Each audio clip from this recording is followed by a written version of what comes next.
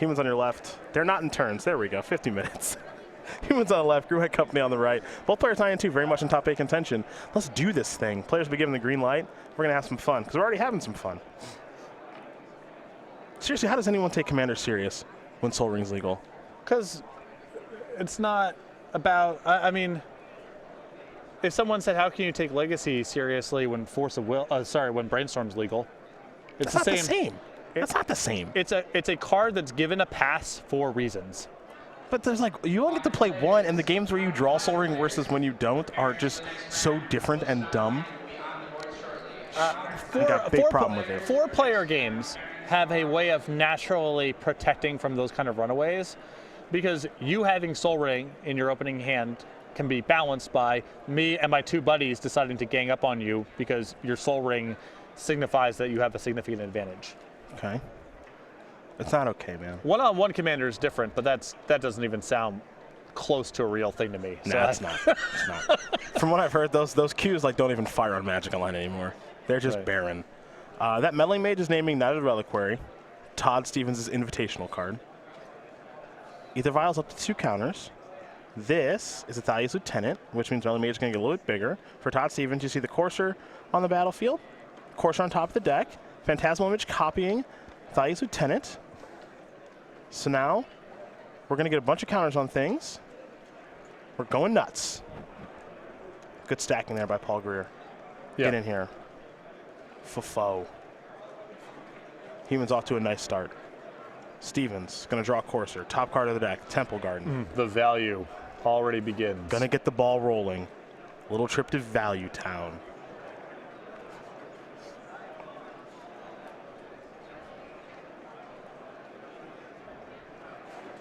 Ooh, that's a good question. We're gonna answer some questions after game 1. They got some good ones rolling in now. Proud of the audience at home. Stevens, might be time for another Courser. Yeah. Oh, just so much, just the value there.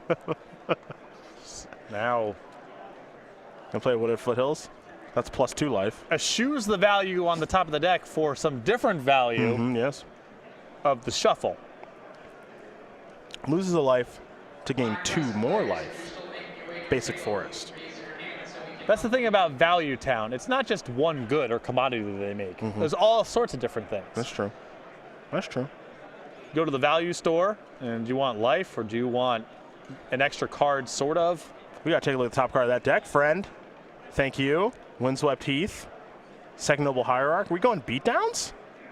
Beatdown seems pretty aggressive. Well, you gotta hold back. Well, it is aggressive and probably for very little value, but the counter is, well, are you going to block this turn? Seems not that likely to me. It might be difficult. But yeah, the 2 points from the Courser is not as good as just trying. 4 points from attacking with the Courser. Oh, excuse me, Exalted. Yeah, there you go. Still not worth it. If there's any chance the Courser enables better blocks this turn, I think you're supposed to hold back. Ooh, Paul Green has the Restoration Angel in his hand. That was an update to this deck by Collins Mullen, Star City Games select columnist and former SCG Cincinnati winner.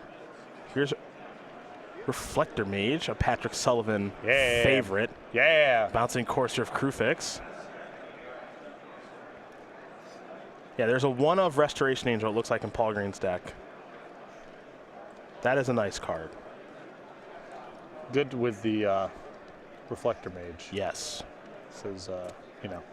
You get it. You know. Yeah, you get it. You know why. So that Courser, you see that 3/3 Thalia's Lieutenant from the Phantasmal Image?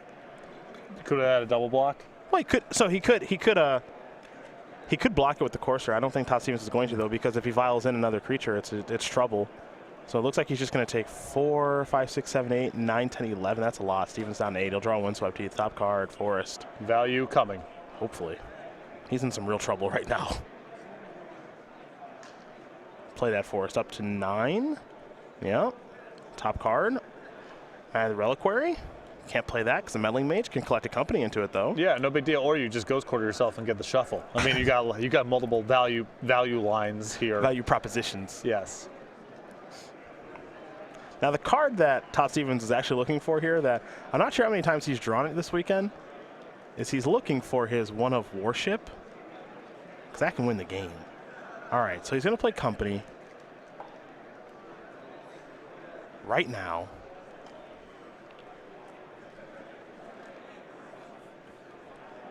There's 2 Knight of the Reliquaries in there, Birds of Paradise, and a Souza Lost but Seeking in 2 lands.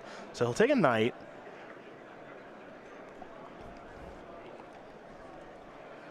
So Knight currently at 3/3, threatening to get as large as 5/5 here, again with the Ghost Quarter being up. Ooh, Azusa.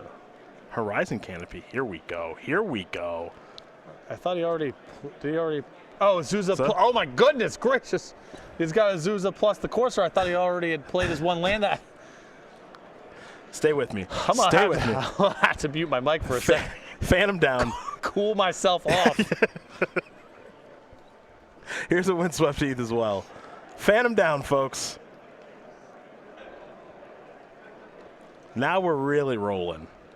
Now, I don't know how he's going to beat these enormous creatures that are on the battlefield. Yeah, I think this game probably ends with him just getting trucked by creatures that are too large, having to chump block out. But that was a nice looking turn. That was a good turn. If you like watching game objects move around zones, which I do. Yeah, then it's Vial up to 4. Kitesail Freebooter, the draw.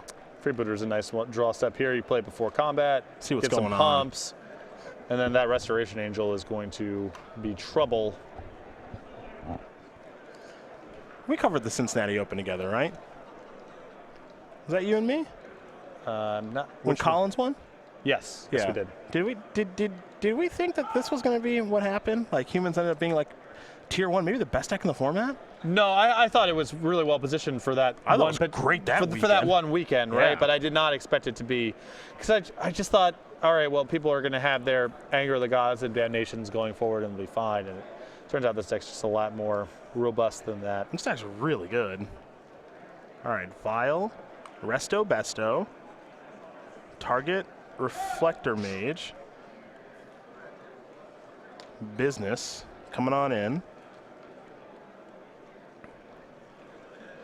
Pretty healthy attack. 11, 13, 14 on the table. So he has to block 1 thing, but not 2.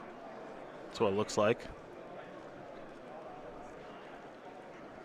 The problem now, too, is Paul Green's got some flyers on the battlefield. Yeah, there's 4 in the air to go along with everything else here.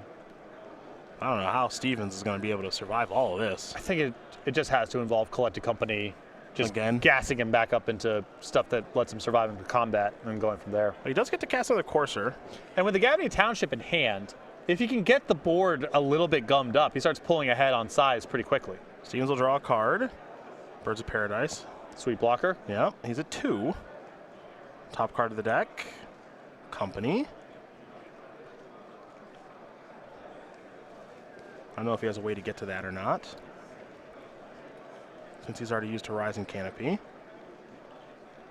Well, if you have an Excavator and get back the Canopy. Oh, yeah. And then you have a Gaia's Cradle. It's a lot of demands on his mana. We'll say that.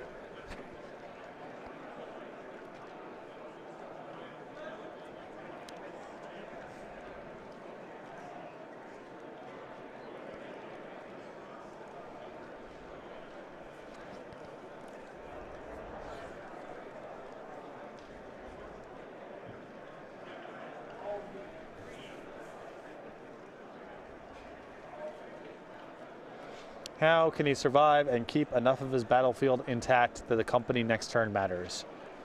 This is the dilemma. Yeah, that's going to be tough. He can't cast the Knight of the Reliquary in his hand. Mm-hmm. For several reasons. But we'll go mostly with the Reflector Mage. But then the Meddly Mage is... That's also a problem. That's... Yep. Getting pulled 2 ways there. Yeah. It feels like this is all in an effort, whatever Stevens is doing this turn, is he's going to fall down to 1 and then go up to 3. This is all in an effort to somehow find the Warship. Yeah. Buy as much time as possible to find the Warship. If he can do that, he can live. Yeah, and Worship plus 1 creature is not easy for humans to get out from under. Yeah.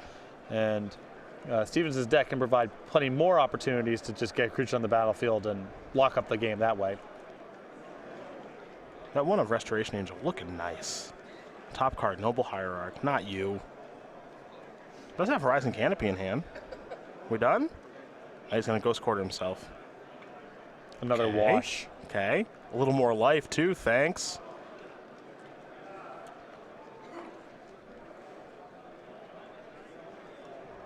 Todd Stevens definitely having the time of his life right now. Oh, yeah. You converted all the value you accrued earlier into Stone Rains on yourself and new shuffles. Scavenging Ooze? All kidding aside, though, it is really fun to watch Stevens go through these iterations, and he understands what the circumstances are. He's up against the wall. If he can find the one worship, he's got a shot not just of stabilizing, but just locking up the game. Yeah. And is there a route for him to be able to block out next turn, survive, and give him a shot at the worship? There's Voice of Resurgence. Okay. He's got some lands he still gets to play, too, because he's got a Souza. Kind of doing it right now. All right, gain 2 more life. Yep, gain 2 more life. Not sure if he's going to play the Birds of Paradise or not. Draw a card. Okay. Pick up Ooze. Top card. Thumpany.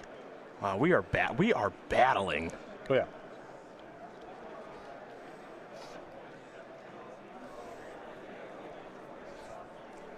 Do you want to play the Birds this turn? Can't play the Ooze.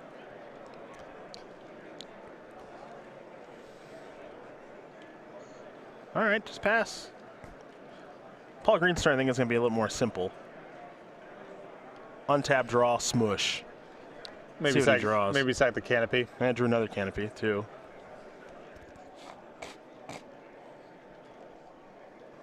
He'll start by sacking his Canopy that's on the battlefield. New card coming here for our Humans player. Champion of the Parish. Nothing wrong with that. Just some more triggers for your Thalias. Lieutenants will grow.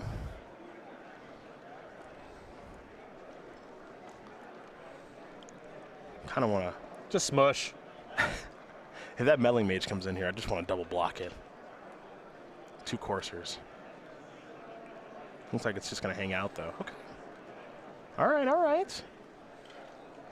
Probably just let the... Well, you have to let the flyers through. So if the 2 flyers come through, that means that each individual creature attacking on the ground here is lethal. Mm-hmm. That's not true if you send in the Meddling Mage.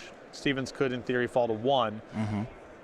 And the Meddling Mage knocking out the Knight of the Reliquary is probably valuable enough that you just hold off on that.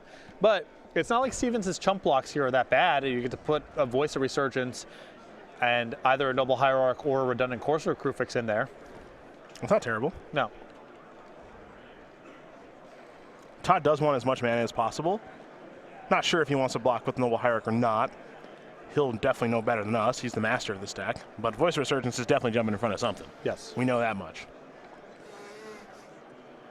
He's got Collected Company at the ready, too. Mm-hmm. So next turn, it just loads back up. All right, yep, there's your quick blocks. Take 4, fall to 5. All right. Play a Rising Canopy with Paul Green, pass the turn back. All right, here we go. Another trip down to Value Town. Company of the Draw. Top card. Courser. Where are we starting? I mean, I think the first order of business, you just companying and proceed from there. Okay. Especially with the top card of your deck being not a land to churn through. Tracker in there. Oh my god. Now the Reliquary too. Now the Reliquary is pretty big now. Yeah. All right, there's Knight. 3rd Courser. We need a land on top of the deck. How about running lands? Oof, Knights. Bummer. Okay. Birdie. How big is our pal Voice of Resurgence? 1, 2, 3, 7, 7? Yep. That's pretty big. Might actually get a trade for your trouble.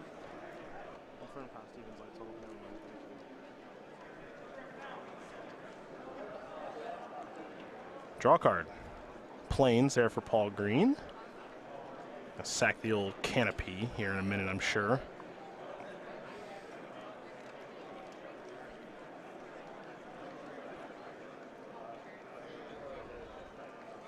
All right, new card coming. Yeah. Unclaimed Territory. That's a miss.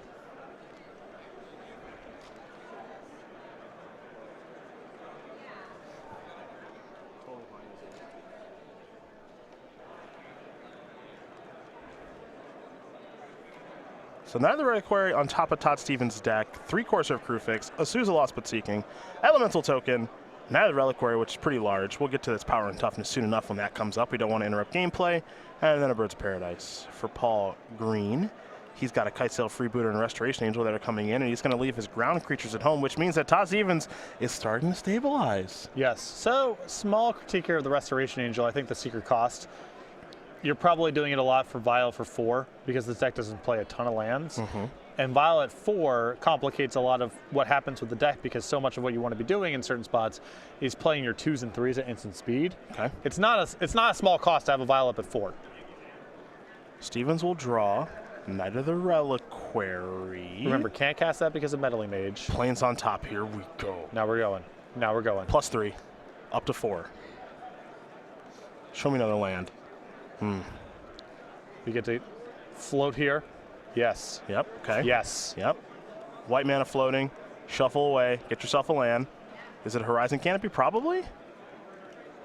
He's gonna fetch. Gonna get fetch. Okay. No, because now you're actually gaining off of the fetches. Normally with the 1 Courser it's even. Okay. But when you 2 and beyond, you're actually getting up on the exchanges here.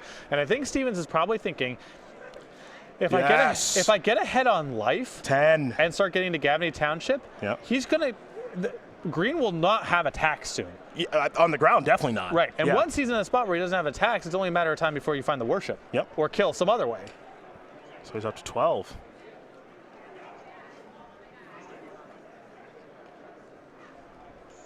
Top card. I think he gets 1 more land drop.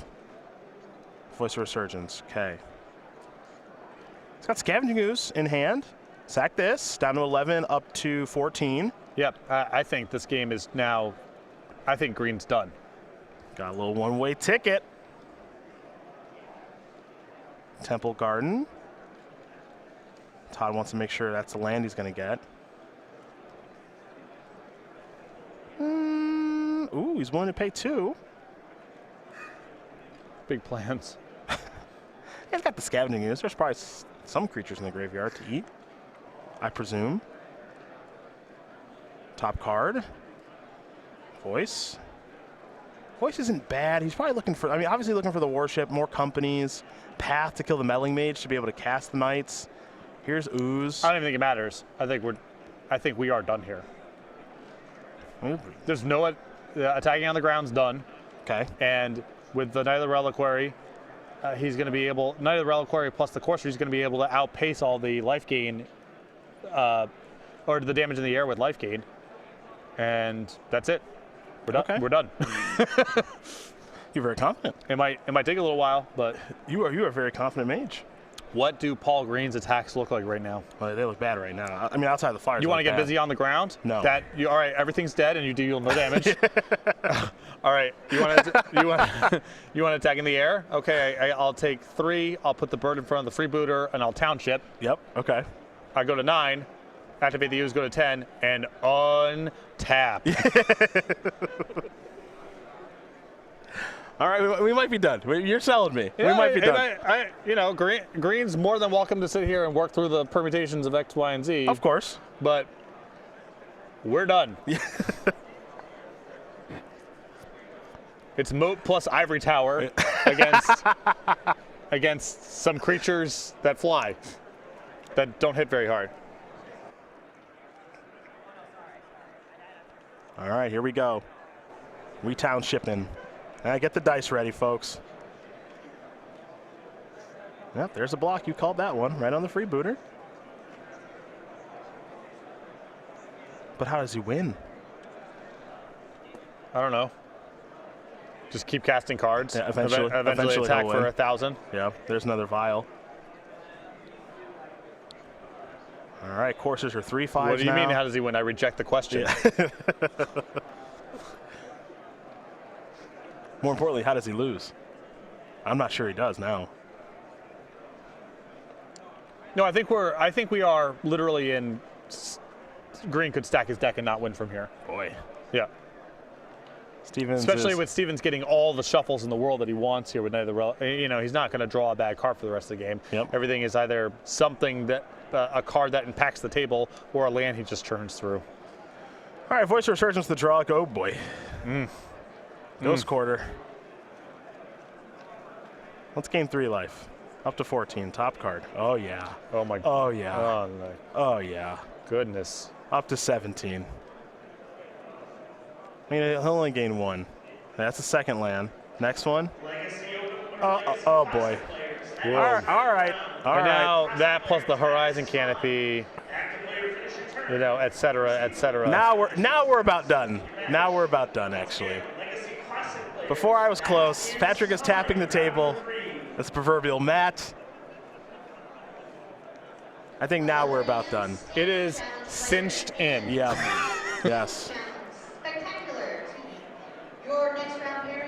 What is your submission hold of choice? If you were a professional wrestler. Boston Crab. Yeah, simple. Yeah. Simple but effective. Yeah. The model Rick Martel, Yeah. a big influence on a young and impressionable Patrick Sullivan. Yes. Did you have his perfume, his cologne? I did not. Arrogance. Yeah. A great character. But I did like to spray people in the face with a water bottle and that was largely inspired by the model. That's nice. There are 9 lands in the graveyard, which means that Knight of the Reliquary is a 9, 10, 11, 12 power creature. And this Voice of Resurgence is similarly large, this token. He really fought back from taking a real beating. Oh, yeah. No, I think Stevens has done Jeez. a brilliant job of navigating the game in this spot. It's a little weird to look at Courser. It just seems like such a mediocre card in Modern, and in this particular game, this card in multiples has been phenomenal. Well, you see, a lot of this is just these cards are individually effective in spots, and when they start interlocking, it just gets cinched in. Yeah. Pretty surreal.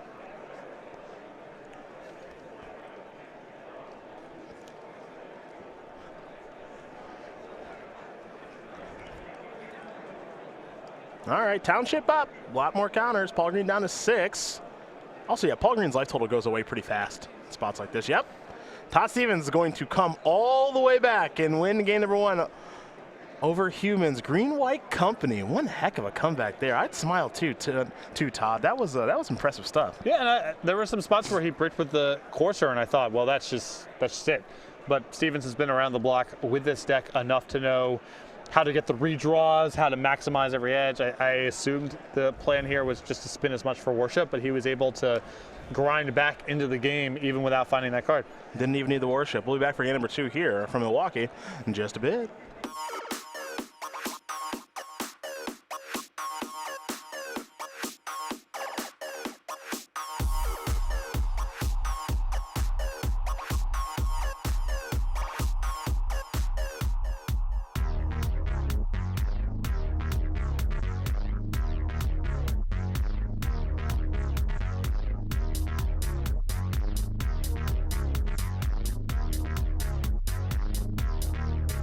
Go.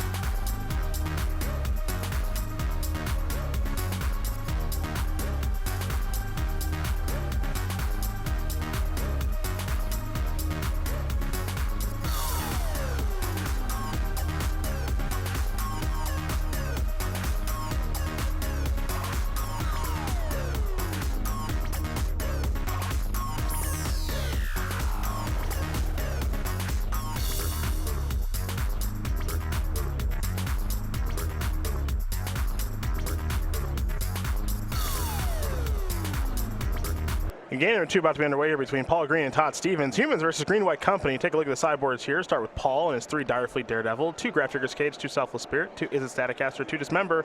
He's got a very powerful Hostage Taker, Reclamation Sage, Gaddock Teeg, and a Sin Collector. I like the Hostage Taker and the 2 Dismembers, the Gaddock Teeg as well. I don't even think you can go to Graph Trigger's Cage in this kind of matchup because you can lose on the table so easily. But the anti-creature stuff and Gaddock Teeg is a fine hedge against Collected Company. For Stevens, 2 Eidolon of Rhetoric, 2 Engineer Explosives, 2 Stony Silence, 2 Surgical Extraction, 2 Reclamation Sage, and 5 1-ofs here in Blessed Alliance, Eldritch Evolution, Aven Mind Sensor, Kataki War's Wage, and a Tireless Tracker. Love the 2 copies of Engineered Explosives. I would probably bring in the Tireless Tracker as well. And this might be a fine matchup for Eldritch Evolution because Humans doesn't interact with the table all that much. Really just the Reflector Mages to break it up. Perfect. That gives you a quick breakdown of things here. It looks like we're going to see a mulligan here as well. So, Patrick. Yeah.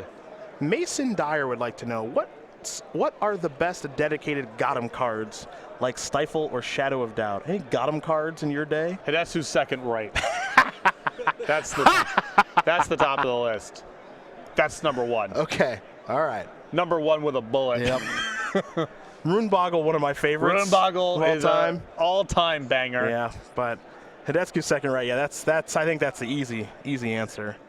Yeah. I do remember the Shadow of Doubt that Patrick Chapin, I think, gave Alexander Hayman Charlotte. Shadow of Doubt is a very good choice. It's a really good answer. Disrupt. Oof. Oof. It helps. So the 2 elements of a gotcha card that help a lot is either it just kills your opponent, Hidetsu second right, okay, or you draw a card while they're wallowing and suffering about whatever just happened, and you point at the top of your deck. And now I'm going to draw. I will say an all-time got me moment. Way back when, 2005, Mind Blaze from Paul Chapin. Oh yeah, Mind Blaze. Or excuse me, from Paul Chapin. Paul Cheon. Blood Oath. Blood Oath. Yeah, hello. Blood Oath is a good one too. Yep. Paul Cheon mind blazing me in a let's call it a casual draft after the Pro Tour. No. Let's call it a casual draft. That was the first weekend where I met Paul Cheon and some dude named Luis Scott Vargas. They wanted to do some casual drafting after the Pro Tour. Yep. I was out of my league. Right. Oh, weird. They approached you and were hey, we're just some guys from California who like to play some casual Magic. That's right. That's right. Would you like to play? I've only got $20, $40, $500 on me. Would you like to? I'd do a little booster draft. Right. Booster draft. You gotta be patient while I read all the cards. That is an Engineer Explosives that's going to blow up all the things. Now remember, Stevens is on 5 cards here, so both of these players were roughly down to the same level of resources. But Stevens' deck is equipped to rebuild much more efficiently than Green's from a spot like this. There's Skytail Freebooter. Stevens has Path to Exile, Collected Company, and a land. So either way, this is going to be okay for Todd. He's going to take the Path to Exile, will Paul Green, which means Todd has his best card in his hand and his namesake card in Collected Company. Horizon Canopy into Ether Vial. We'll go back over to Todd Stevens, who has drawn a copy of Courser Crewfix. Oh, yeah. Let's get this party started. Oh, what's interesting here is that the Courser can help him get to land number 4 for the Collected Company. Yes. From there, anything can happen. Yep. You can't see me doing the spinning gesture here, but he is. It's heavily implied. Top card for Stevens. That's game. That's game. There it is. Saka Horizon Canopy will Paul Green. You better find a meddling mage. Found another Noble Hierarch is what he found. He's Noble Hierarch flooded. I'm going to play another Ancient Ziggurat. I had to imagine that Stevens, in for 3. Even at this point, having played this archetype for as long as he has and has iterated on it for as long as he has, really enjoys the experience of mulliganing into 5 and then somehow being so far ahead on resources on the 4th turn of the game. Like, what is even going on here? Here's Collected Company. Now the Reliquary's in there. Noble Hierarch's in there. Those will be the cards that he finds. And Courser going to come in here. An attack for 3 with Exalted. Ghost Quarter on top of the deck. Paul Green needs a good one, folks. Vial up to 2. Draw a card. Cavern Souls ain't it. Attack the Horizon Canopy. Draw another card. How about this one? Manus Rider is not bad. Flyer. Can get in there for 5 exalted damage. Can he cast it right now? Yes. Yes, he can. There we go. Flying's important at this stage of the game. So. Definitely. I mean, the ground's going to get locked up fast, so this is the path to keep attacking. There's your attack for 5. Steven's down to 11. Stevens will draw a Ghost Quarter. Top card of the deck, that's Collected Company. Going to want to draw that one soon. And Ghost Quarter going to come on down. Stevens will gain a life up to 12. Now the Reliquary is going to go to work, maybe. Yeah, the interesting thing here is you want to try to grind out some value here out of the Night of the Reliquary or guarantee that your draw step is Collected Company. It's hard for me to imagine a better draw step than Collected Company, but Todd Stevens knows this deck a million times better than I do. So looks like the Knight is going to attack for 5. And also, if Stevens can turn this into some sort of damage race, if you get the freebooter to have to block, then you get your path back, and it's easy from there. Yep. Vial, going to stay at 2 or go to 3? Staying at 2. Unclaimed territory, the draw. So it looks from this position that green just gets in his hit for 5 and passes back. Yep, and it'll be 7-7 for now.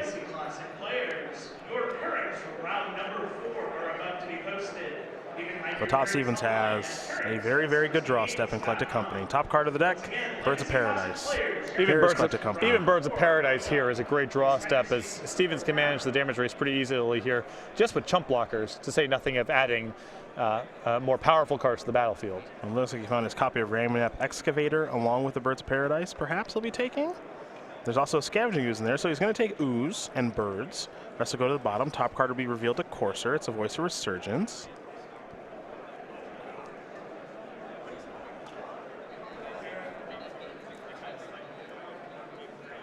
And there's another copy of Ghost Quarter. He'll play that, gain a life, go up to 8.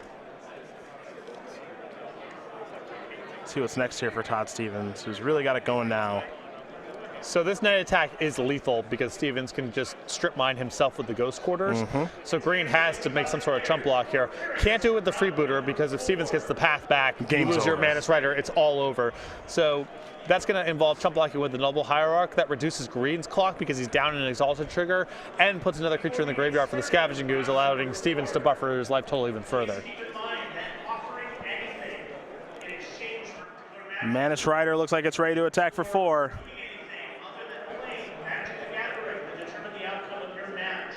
Stevens is going to Ghost Quarter himself. Going to Ghost Quarter his own planes.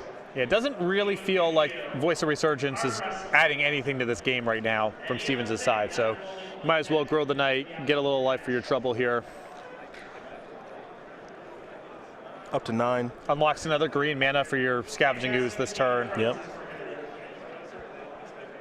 Top card, Gavany Township. Township's a nice draw here, as it's, you know, again with the Courser it's 1 life, but also Stevens wants to get to a spot where he can tender multiple lethal attackers, force multiple chump blocks, and then the whole, whatever tenuous hole green has on this game just fully collapses. Ooze is going to eat a champion of the parish. Stevens will gain a little bit more life and draw a card. Excavator's on top of the deck. Township is the land. He'll gain a life up to 7.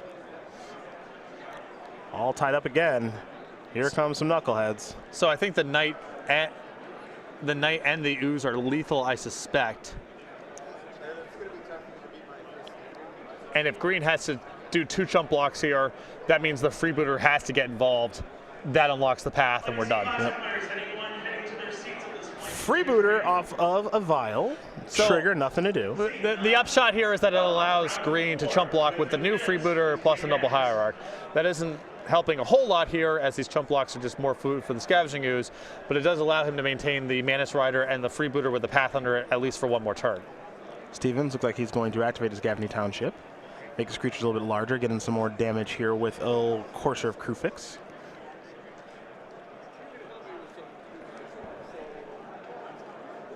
So there that is. Still has the ability to Ghost Quarter himself, activate Scavenging Ooze, gain some more life. Todd Stevens looked to be in pretty good shape. Didn't get a great look at that draw step there for Paul Green. Thalia's Lieutenant, but with the bird back on defense. Don't think it's going to be enough. No. He'll show Lieutenant and extend the hand. Todd Stevens going to win this match over Paul Green. 2-0. Green White Company takes care of humans, and that was a one-way ticket to Value Town. No refunds. Beautiful game there from Stevens. Beautiful match.